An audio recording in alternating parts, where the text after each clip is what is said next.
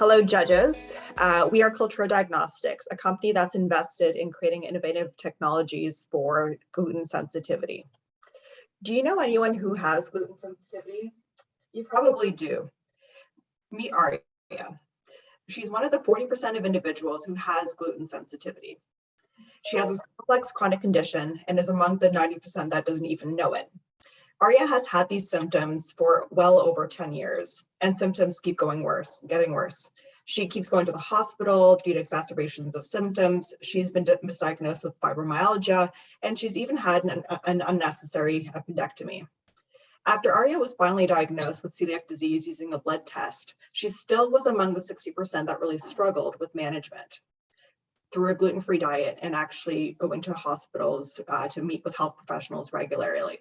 The non-specific nature of symptoms, reliance on very specific lab-based blood tests, very low awareness and understanding of these health conditions, even among health professionals, and overall poor quality of life leads to a lot of confusion. We need to do better. At Kultura Diagnostics, we empower individuals like Arya to more effectively, affordably, and conveniently manage their gluten sensitivity. We have three solutions. First, a digital wellness application, Gluten DTX, to support management of the condition through education, behavioral interventions, validated clinical programs, and a symptom and food diary. Second, we have BreathSense, a diagnostic that can help to provide at-home diagnosis and help to quantitatively monitor symptoms to help individuals reduce them until they feel just as they would before the condition actually was occurring. And then we have solution number 3, which is Gluten DX Check, a solution for individuals who are health professionals to better monitor their patients and be able to coach them towards improved health outcomes. Finally, individuals with gluten sensitivity will be able to have earlier insight and be able to better take control of their symptoms. We anticipate annual savings of up to $4,000 US per year per person and 8 productive workdays per year per person as a result of reducing symptoms and helping to manage things more effectively. And of course, the quality of life improvements are going to be significant. And so we imagine Arya having a wonderful quality of life as a result of better managing her condition. There's a significant opportunity, and our market research shows that based on behavioral characteristics and demographics of interest, we have a serviceable obtainable market of 1.4 million people or $234 million, which is capturable within the next 5 years. The current approach to gluten management and diagnosis is a blood test and going to health professionals on a regular basis. This is where we really differentiate ourselves because there is no competition on the market that is able to do both. And so we see great white space, but also a blue ocean opportunity where we have to stimulate interest and demand for a solution because people don't yet know that they could possibly exist. In terms of getting access to our market, it's very important for us to raise awareness through digital strategies. We see our product line as something that is perfect for a digital marketing opportunity. And so we're going to leverage existing communities on social media, Google Ads, our website, as well as Kickstarter to build interest and awareness, and then use cost-effective strategies for pricing, as well as reimbursement to ensure adherence and long-term use of our solutions. Our technology evolves over 5 years. As we grow, we are de-risking the market, getting clinical validation, and ultimately going forward with phase 4 of our approach, which is launching a medical device and digital therapeutic version of our digital and breathalyzer solutions.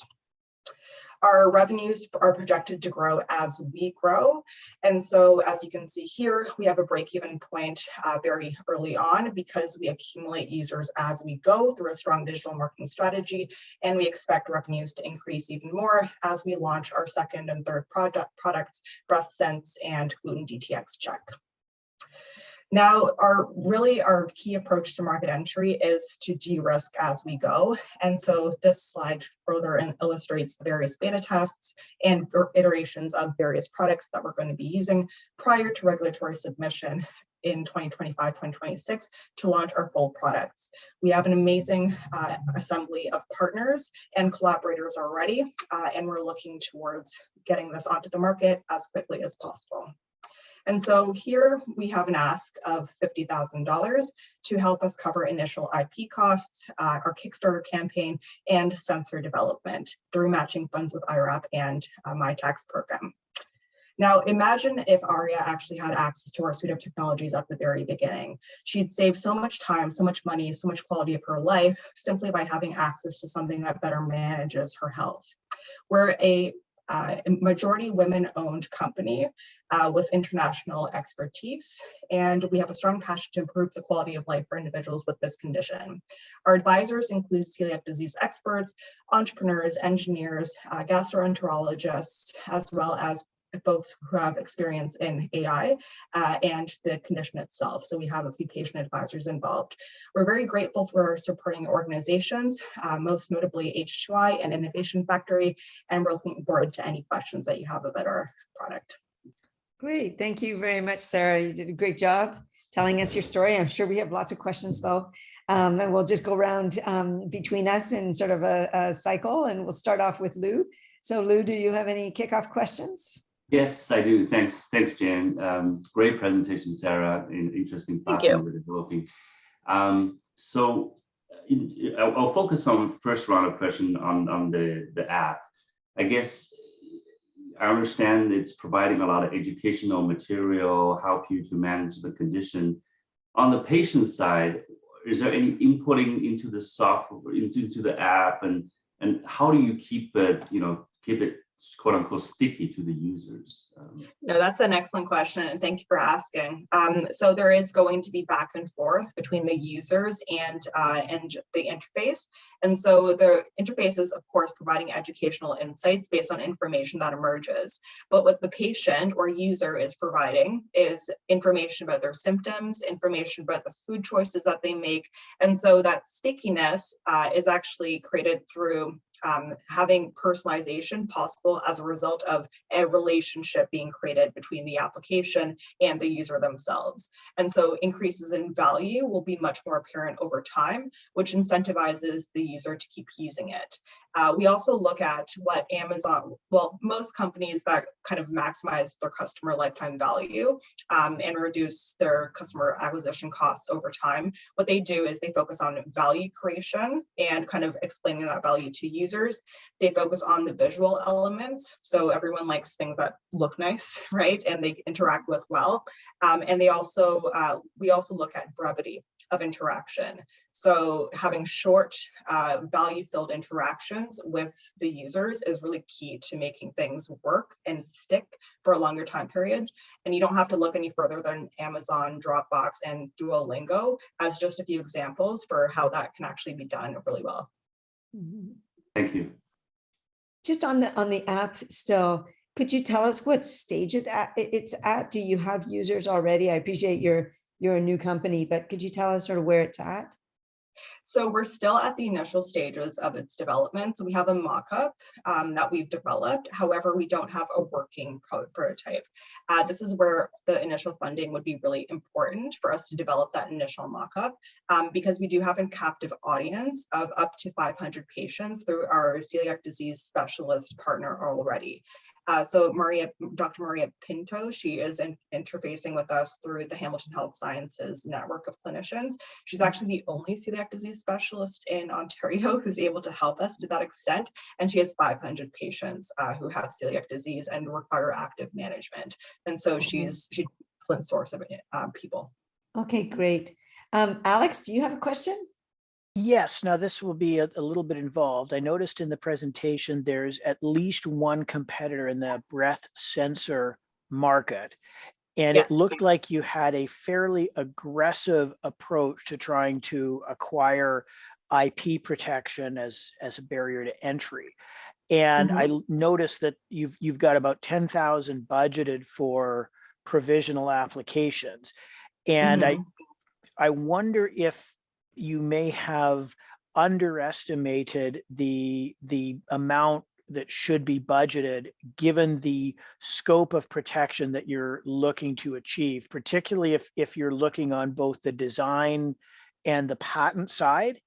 I think you may have under budgeted for that. And it just Mhm. maybe, again, without asking you for any confidential information, what the areas of specific protection you'd be looking at were. Right. Okay. So first question around appropriateness of budget, and second question around what exactly we're aiming to protect, correct? Yeah, and those are related, obviously. Yes. Yeah, I may be mistaken, so it wouldn't be the first time. No, I don't think you're mistaken. So let me just pull up a slide. It'll help us to just talk through this. All right, so in terms of the budget, we are aware of other programs that exist to sort of help to reduce the burden of legal costs. And so those programs, there's a new program through IRAP called, I think it's IP Access, and it helps to fund up to $10,000 to $15,000 worth of legal services. And we would plan to access things like that. I've already interacted with the Hamilton Regional IRAP link for our region. And so he's very open to providing us with some supporting funding as a small project, as well as providing us with access to the IP Access program. But this is what we were planning to protect at a high level. So every single one of our different products, so Gluten DTX, Breath Sense, and Gluten DTX Check, they're going to have a mixture of copyright based on different assessment tools that we use to ask people questions around their symptoms, ask people questions around what dietary kind of needs they're satisfying, and also things around content. But then patents and trade secrets are where we kind of talk about the interaction design, biomarkers. I know it's a little tricky to patent biomarkers, but I think it's, like, in a few years may be possible. So by the time our PCT application actually goes through, maybe it would be okay. But yeah, so the different design elements for how it looks, design elements around how people actually interface with it. So the gamification and long-term adherence components, and then also the actual sensor itself would have the structure of the various sensing components. So it's a chemical sensor. It interacts with volatile organic compounds in a differential kind of fashion. And so that would be patented. And then trade secrets wise, we were kind of debating about this, and probably we would be able to use some additional IP counsel about this. But we would probably move forward with having the algorithm as a trade secret and de-risk things from that perspective by virtue of having a large captive audience and be able to kind of destabilize any potential competition from coming in simply by having a larger market share and therefore greater brand loyalty, hopefully. Mm-hmm. Does that answer your question, Alex? Yeah, thank you. Yeah. Lou, do you have another question? Yeah, it's more of a sort of curious in terms of your business model. Obviously, for celiac disease, dietary management is an important piece of that. And with your app, is it possible to add a revenue stream, maybe recommending dietary food shops in your neighborhood, partnership with these folks and review them, bringing product and share part of their profit to a patient community? Yes, that actually is a component of our business model. So we did say under incentives, it would be based on the amount that you actually adhere to the application. You would get reductions in your monthly subscription cost, but you would also get coupons to various foods that are gluten-free. And so it's another method of enhancing stickiness that I think would really incentivize people just based on our interactions with patients and prospective users already. Gluten-free food is expensive, and so any costs are usually welcome. Great, thank you. Could I ask more about the breath sense? And I appreciate you probably can't say too much because of your IP situation, but is this an analyte that's already known to be related to celiac, or like what is the reason to believe that this could work? Right, that's a great question, and it's one that we commonly get just because it sounds not possible. The breath sensing area is still emerging. However, there are specific volatile organic compounds that have been shown to be implicated in celiac disease. It's implicated in two ways.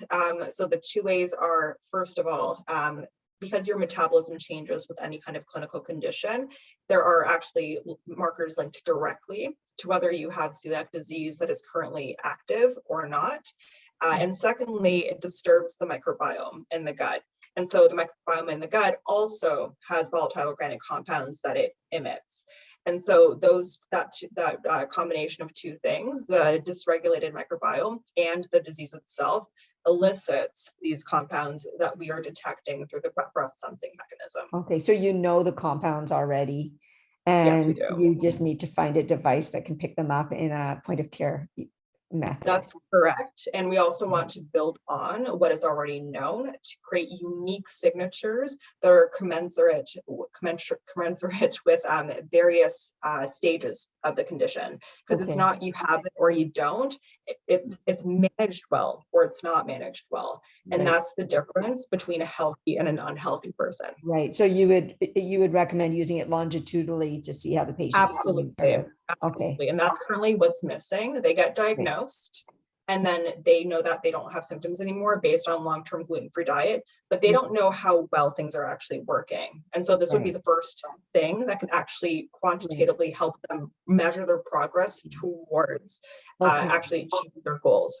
But presumably it would be a diagnostic versus a consumer product. I mean, you're thinking that this whole system would be prescribed to the patient.